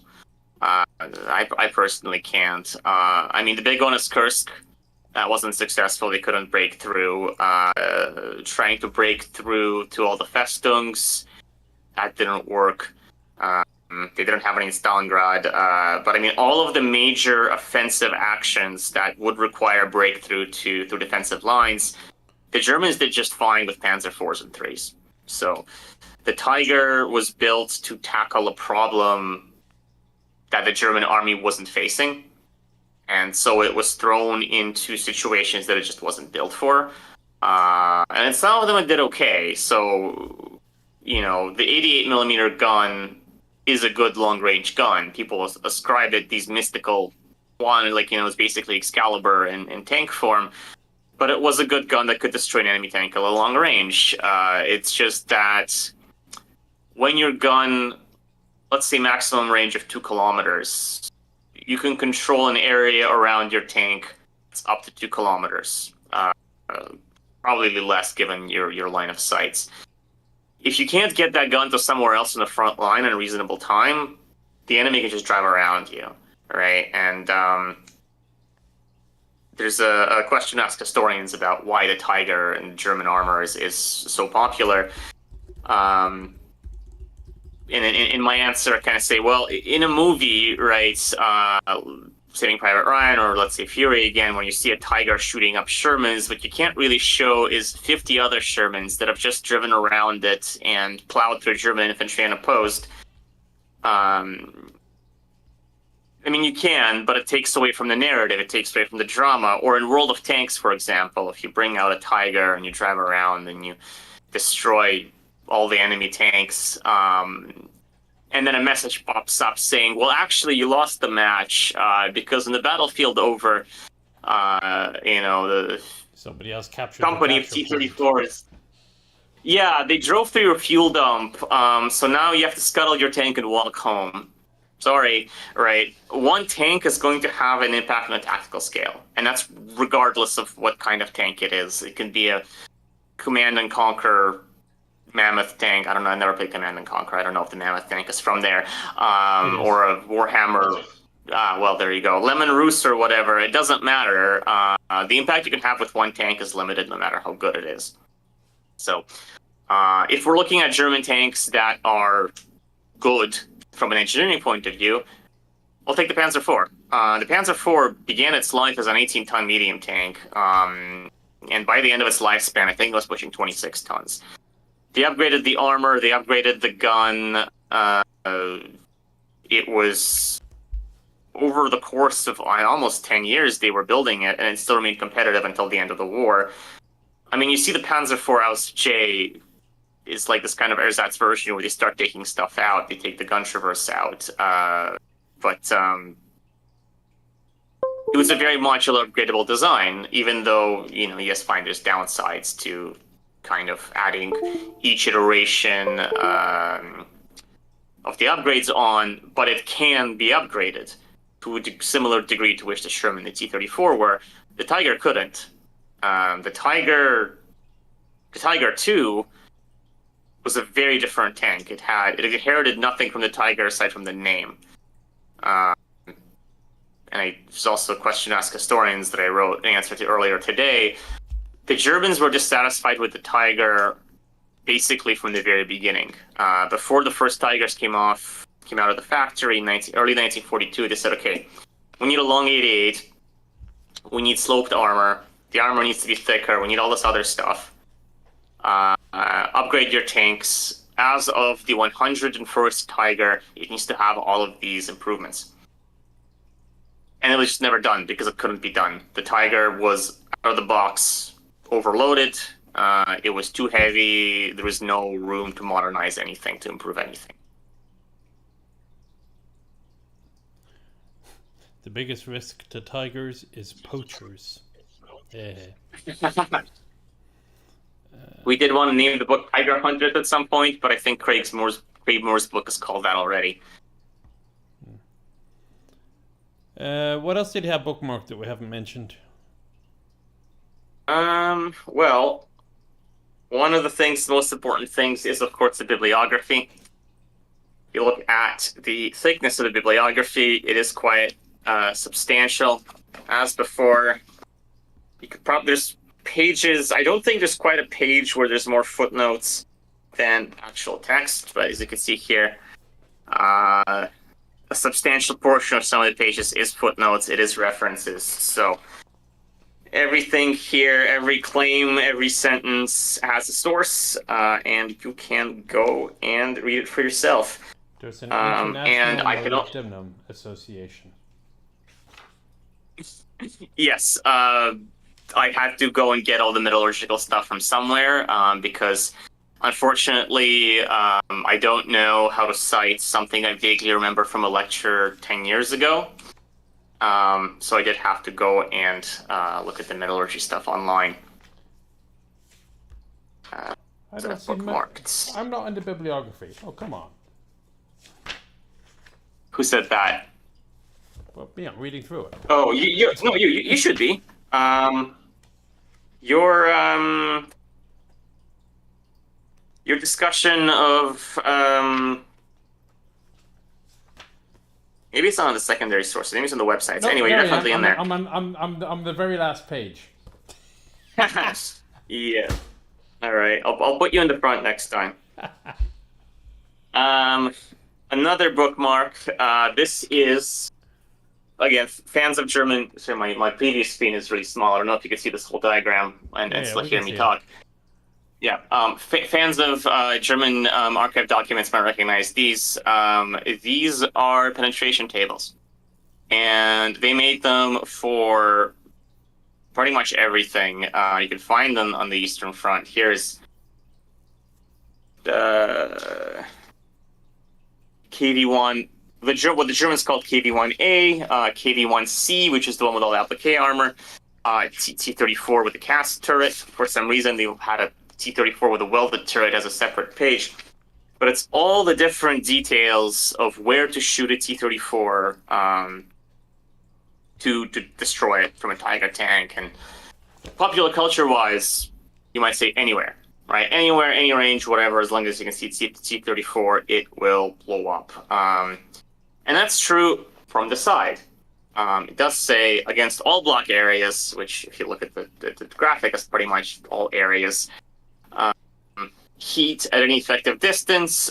These tables also give data for APCR, where I think they made something like one APCR round for every single Tiger tank ever built. Yeah.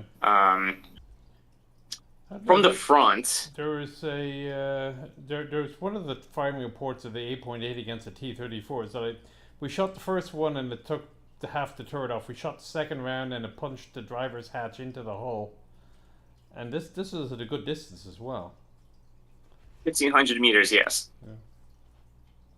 So those trials were very not good. I think the only consolation was that 88 millimeter HE shells did not destroy the T-34 when hit. But again, very little consolation.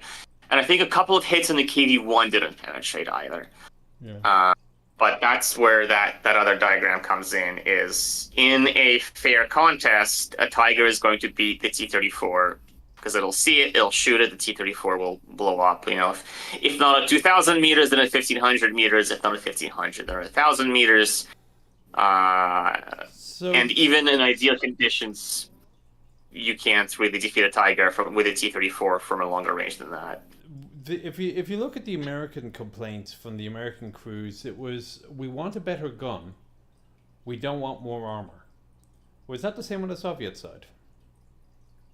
The Soviets did want more armor. I have a video on that as well, somewhat recent, where in the very, very early trials of not even the T-34, the A-34, the prototypes, they shot at them with the Soviet 45 millimeter and the Vickers 37 taken from Finnish tanks.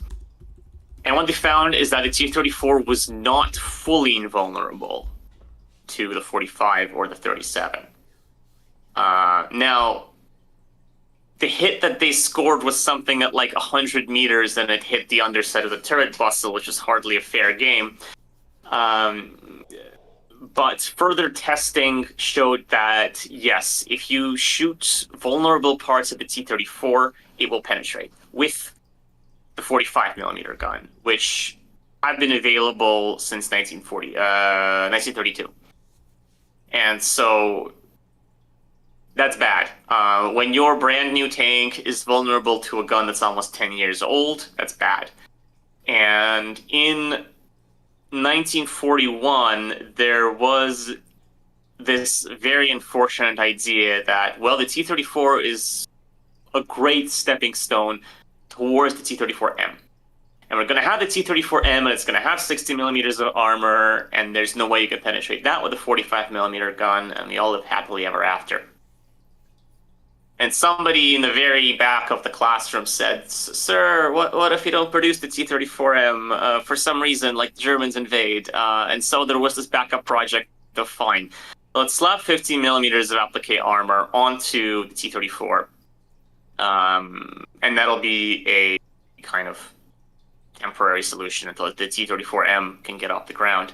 Same thing with the KV. The applique armor was just a temporary solution until the KV-3 could go into production, which also never happened.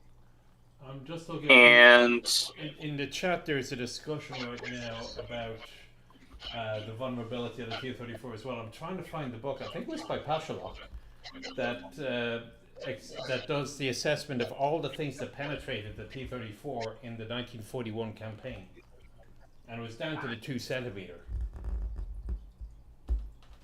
It is, I know the document. I believe it is translated and reproduced in Armored Champion. Here it is. The T-34 goes to war. Yeah, okay.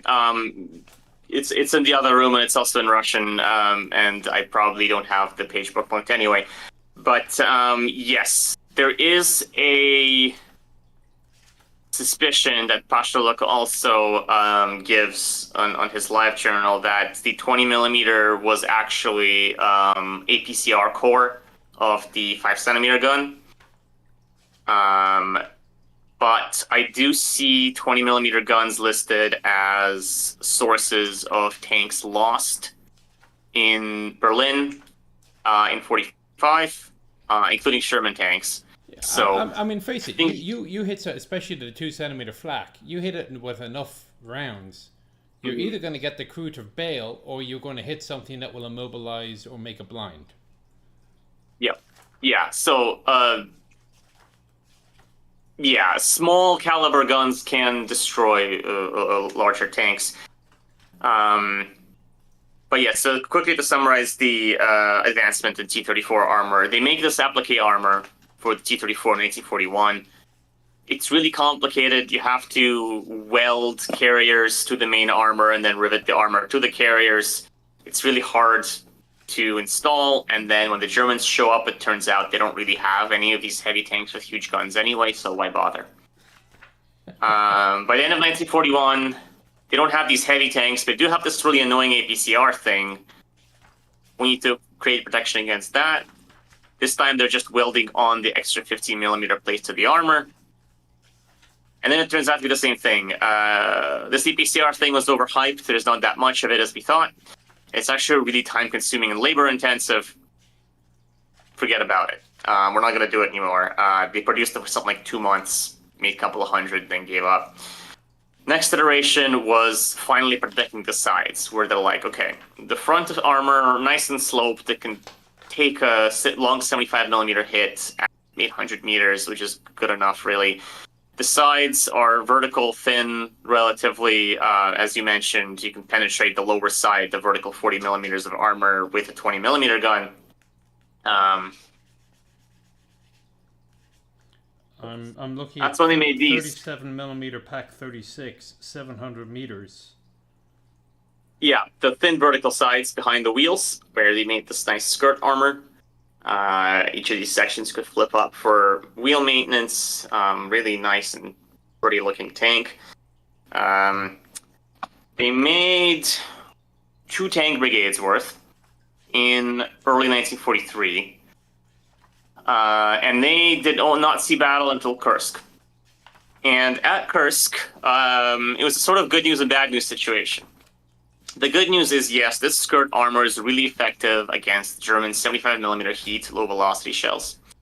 And 50 millimeter. Oh, sorry, my phone is running out of batteries. Let me plug it in real quick. And 50 millimeter APCR. The bad news is that the Germans are not using that anymore. What they are using is, that's better, high velocity 75s on the Panther, high velocity 88s on the Ferdinand and the Towed version. Against those, this armor is about as good as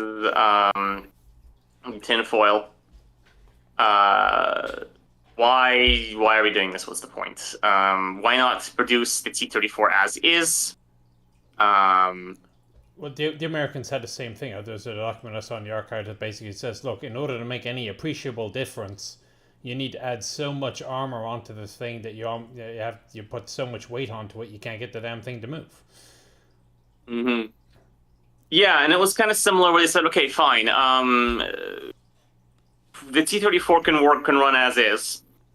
We're going to build a tank based on requirements that are surprisingly familiar from 1941, called T-43, and it's going to have the same protection, 60 millimeters frontal armor sloped.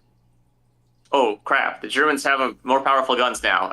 75 millimeters frontal armor sloped. There you go, perfect. Now this tank weighs 36 tons. Oops. Forget about that. And now we also need to add an 85 millimeter gun in addition to all this extra armor. No, scrap it. Design the T-44. And the T-44 took a very long time to actually get out into production. They didn't make it into battle in World War II at all. There was a tank called T-34-85M, which is different from the post-war version, which was an attempt to shoehorn 75 millimeters of frontal armor into T-34-85. It kind of worked, but unfortunately, the Army, excuse me, the Army requested a tank that was frontally impervious to the 7.5 centimeter PaK-40. Great. Okay, here's, Factory 183 delivered that tank. The Army says, oh, look what we found. We found an 88 millimeter PaK-41. Let's shoot at the front of this tank and see what happens. The tank falls apart. They say, okay, it's not satisfactory. Build us a better one. And that's not unique to the Soviets. It's going to happen with every army where the requirements, by the time you build this tank and get it out into production or even into testing, the requirements had changed. The army is no longer satisfied with them. And obviously you have to make a choice. Produce it the way it is or nix it. Scrap it, right? And yeah, they chose to keep the T-34-85 with the new turret. So the front of the turret was now 90 millimeters thick as opposed to the old one, which was 75. 52. The old one was 52, the new one was 90. So quite a big increase in frontal protection of the turret, not so much in the front of the hull.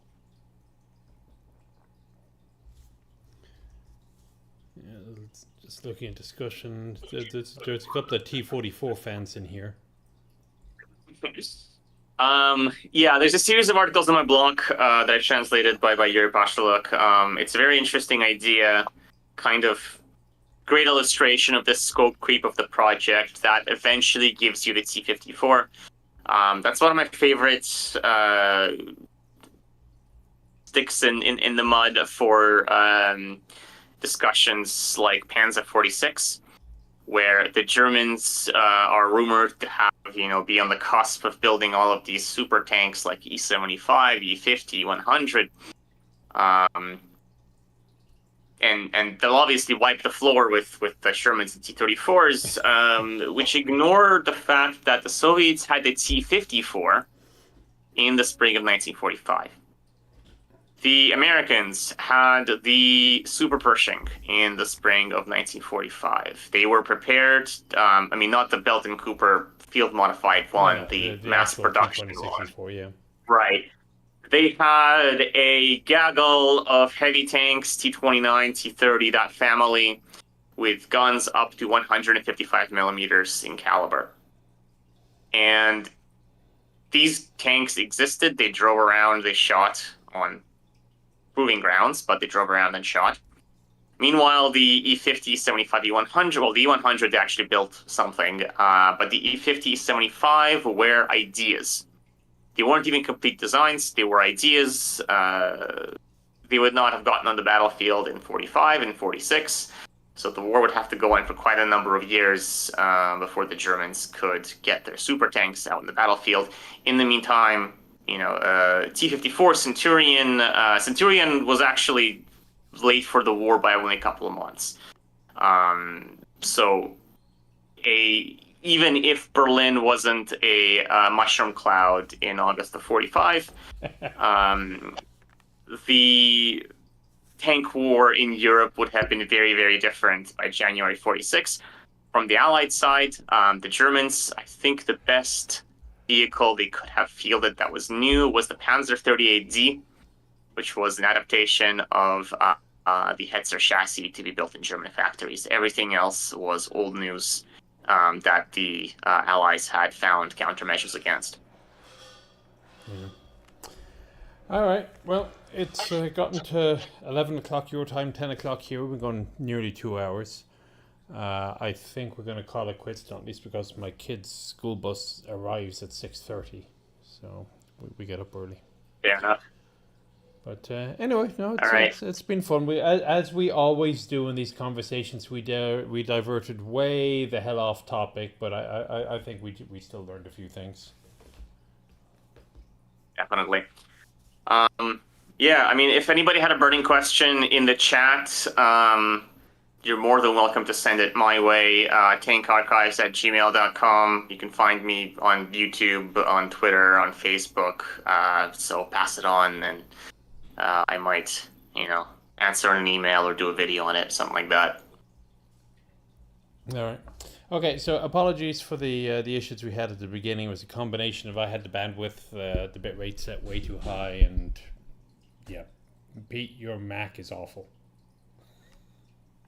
They tend to be. All right. Well, take care of yourself, and I will see you. If nothing else, I'll see you at a keynote in a couple of months.